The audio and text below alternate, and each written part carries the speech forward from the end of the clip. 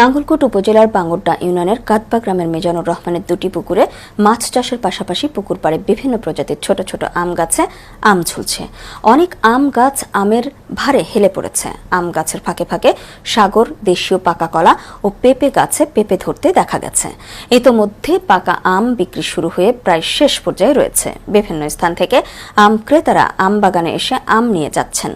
তার বাগানে রয়েছে আমরুপালি ৮০টি, ফজলি ২টি, হিমসাগর ৩টি, ব্যানানা আম ৬টি, বাড়ি ফোর ১০টি, বাড়ি টু ১টি, বাড়ি ১১ ৫টি, হাড়িভাঙ্গা ২০টি, ল্যাংড়া ১০টি, সুরমা ফজলি ১টি, মল্লিকা ২টি, কিউজ আই ৫টি, রাঙ্গুয়াই ৫টি, আশ্বিনী ১টি, আমেরিকা পালমার ১টি, সূর্যডিম ১টি, গুটি ছোট ১টি, গুটি বড় ১টি, ঝিনুক ফজলি ৩টি, তোতাপুরি ২টি, ব্রুনাই কিং ২টি, আলফান্সো ৩টি, হেডেন ৩টি, চৌকানন ২টি, ভারতের শশা ২টি, রেড আইভরি 2টি, কিং আপচা কাপাতা ৫টি, বারোমাসি পুনয় ২টি, গৌরমতি ৫টি ও গোপালভোগ ২টি।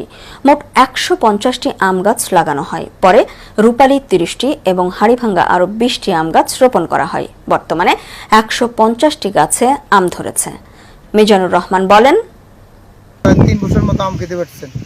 তো আমি মনে করি আমার মতো যারা অন্যরা এইভাবে ইচ্ছে করলে পুকুর ফাড়ে বা বাড়িতে আম গাছ লাগালে প্রাকৃতিক উপায়ে আমরা আম খেতে পারি। প্রাকৃতিক পর্যায়ে ফল উৎপাদন করে আমরা আম খেতে পারি, যে কোনো ফলে আমরা উৎপাদন করতে পারি এবং খেতে পারবো।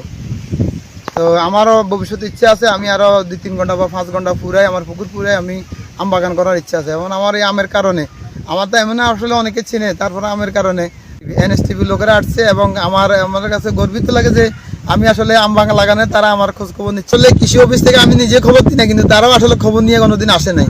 তারা আসলে মাঠে কমে করে, নাহলে আমার যে গাছ এতগুলো গাছ লাগাইছি অনেকে জানে, তারা ইচ্ছে করলে আসতে পারতে এবং আমার সহযোগিতা করলে আমার বিভিন্ন প্রকার ক্ষতিগ্রস্ত হই।